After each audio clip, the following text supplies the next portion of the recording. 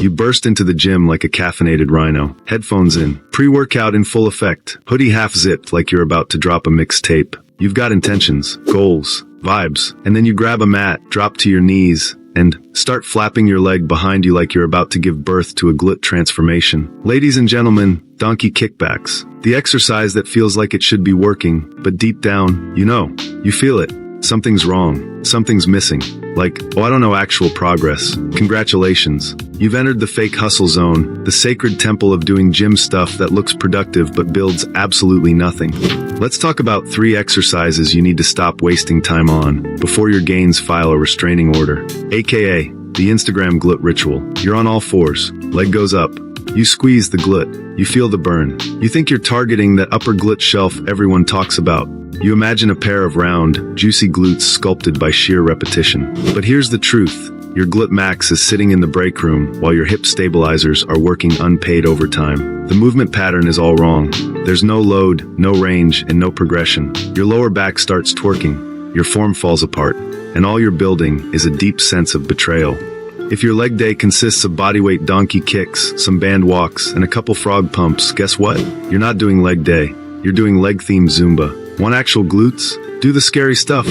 Barbell hip thrusts, Bulgarian split squats, Romanian deadlifts, exercises that force your glutes to say, okay, we're working. Don't chase the burn. Chase the barbell. Real talk. There is no glut fairy. No amount of flailing your legs in the air like you're swimming through invisible syrup will give you that lift, that shelf, that roundness. You need tension, load, fear. You need reps that make your soul reconsider leg day altogether. You finish your donkey kicks, stand up, crack your neck, and decide it's time to chase abs. You find a decline bench, throw yourself onto it like a dying fish, and start whipping your torso up and down like it owes you money. 30 reps in and you're drenched. You feel the burn.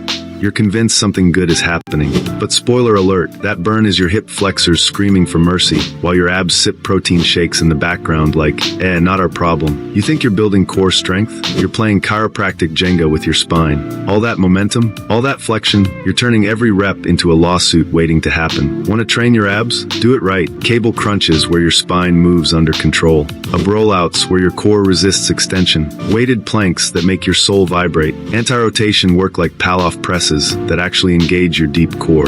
Train your core like it's your armor, not a wet noodle you're trying to fold and unfold. Also, quick question. Why are you doing abs at the start of your workout? That's like icing your knees before you run a marathon. You're blowing out your stabilizers before squats and deadlifts. You're sabotaging yourself for a 12-pack you'll never see, because your diet is 80% disappointment and chaos. Abs go at the end, or their own day, or secretly inside every lift that requires core control. That's right, if you actually deadlifted properly, you wouldn't need a dedicated ab day. You've ditched the donkey kicks, burned the sit-up bench. Now it's chest day. You walk up to the cable machine. You grab both handles like you're about to deliver a sermon. You lean forward, set the weight to dangerously unnecessary, and start flapping your arms like you're hugging a ghost in slow motion. This is the Tinder date of chest exercises. Looks good, feels okay, ends in disappointment. Let's get this straight. Your chest is barely working. Your shoulders are overcompensating. Your range of motion is garbage, and your ego is bench pressing more than your muscles. Cable flies aren't bad,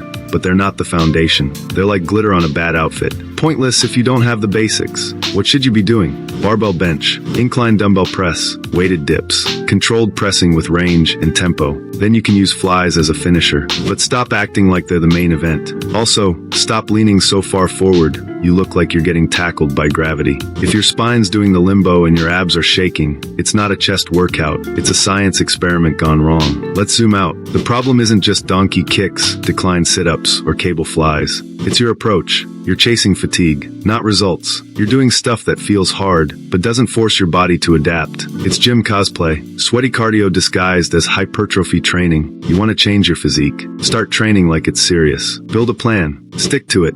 Track your lifts. Progress. Overload. Recover. Repeat. The boring stuff? That's where the magic happens. Let me leave you with this. You're not too advanced for the basics. The people you look up to, the shredded ones, the powerful ones, they've been hammering squats, pulls, presses, rows, and brutal accessories for years. They're not doing donkey kicks in front of ring lights. They're training like it's war. So stop auditioning for gym talk and start training like someone who means it. Because if you're gonna put in the time, don't waste it.